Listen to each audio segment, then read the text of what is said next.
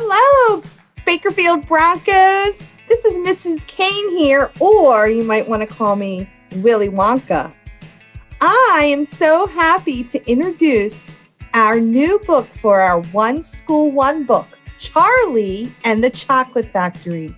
By now, you probably already received your golden ticket and came to school to pick up your bag and your book that you and your family will be able to read together.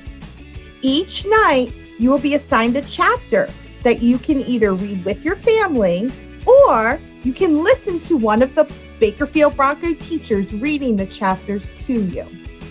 I am so lucky because I get to start our book as Willy Wonka while I get to read to you chapter 1 from Charlie and the Chocolate Factory.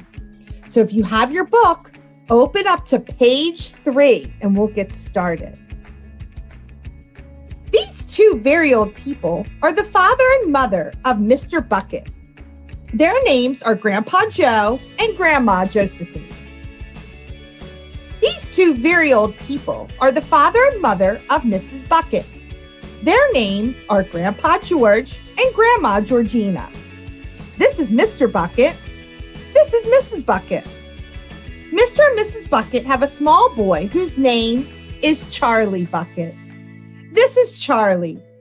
How do you do? And how do you do? And how do you do again?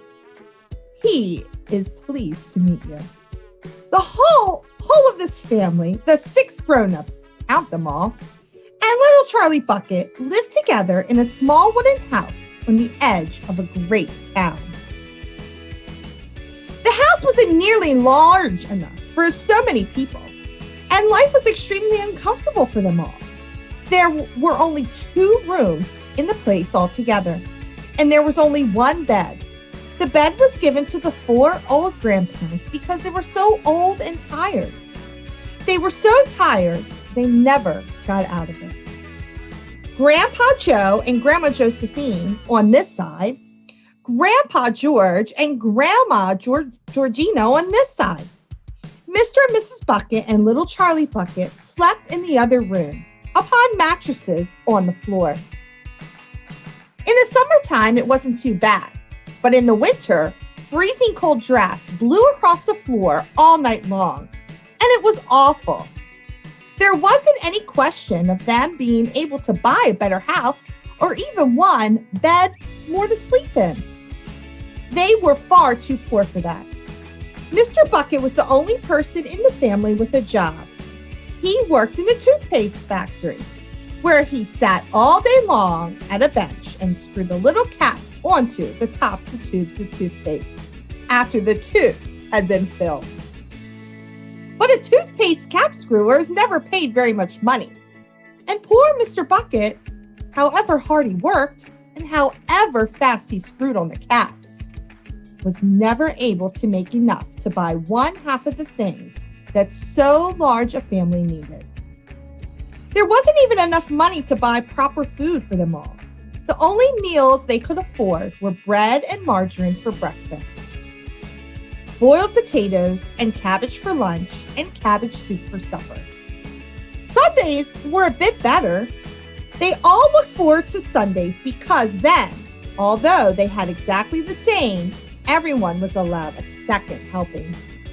The Buckets, of course, didn't starve, but every one of them, the 2 old grandfathers, the 2 old grandmothers, Charlie's father, Charlie's mother, and especially little Charlie himself, went about from morning till night with a horrible, empty feeling in their tummies. Charlie felt it worst of all. And although his father and mother often went without their own share of lunch or supper so that they could give it to him, it still wasn't nearly enough for a growing boy. He desperately wanted something more filling and satisfying than cabbage and cabbage soup. One thing he longed for more than anything else was chocolate. Walking to school in the mornings, Charlie could see great slabs of chocolate piled up high in the shop windows, and he would stop and stare and press his nose against the glass, his mouth watering like mad.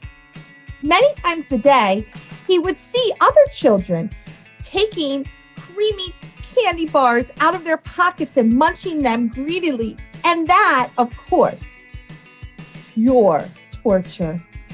Only once a year, on his birthday, did Charlie Bucket ever get a taste of a bite of chocolate. The whole family saved up their money for that special occasion.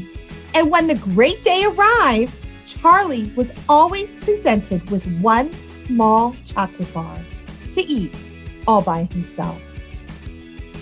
And each time he received it, on those marvelous birthday mornings, he would place it carefully in a small wooden box that he owned and treasured it as though the bar were solid gold. And for the next few days, he would allow himself only to look at it, but never touch it. Then at last, when he could stand it no longer, he would peel back a tiny bit of the paper wrapping at one corner to expose a tiny bit of chocolate. And then he would take a tiny nibble, just enough to allow the lovely sweet taste to spread out slowly over his tongue. The next day, he would take another tiny nibble, and so on and so on. And in this way, Charlie would make his 10-cent bar a birthday chocolate last him for more than a month. But I haven't yet told you about the one awful thing that tortured little Charlie, the lover of chocolate, more than anything else. This thing for him was far, far worse than seeing slabs of chocolate in the shop windows or watching other children munching creamy candy bars right in front of him. It was the most terrible, torturing thing you could imagine. And it was this. In the town itself, actually within sight of the house in which Charlie lived, there was an enormous chocolate factory. Just imagine that. And it wasn't simply an ordinary, enormous chocolate factory either. It was the largest and most famous in the whole world.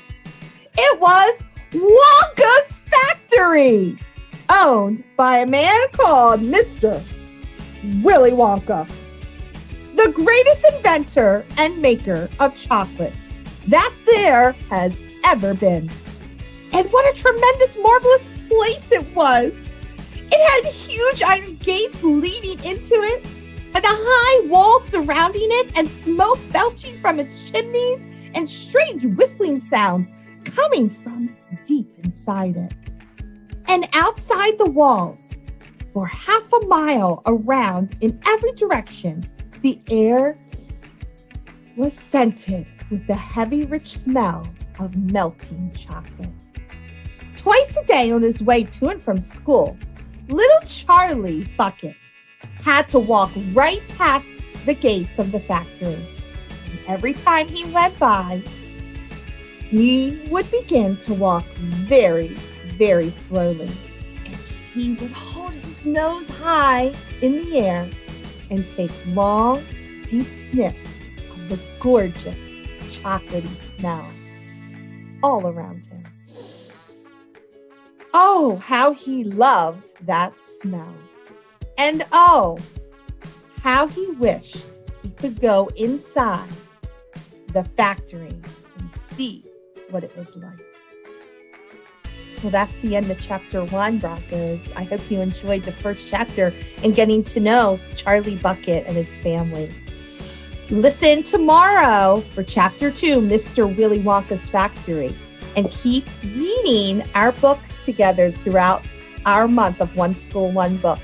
I hope you have a wonderful, fun month, and I hope it's super sweet. Bye, Broncos.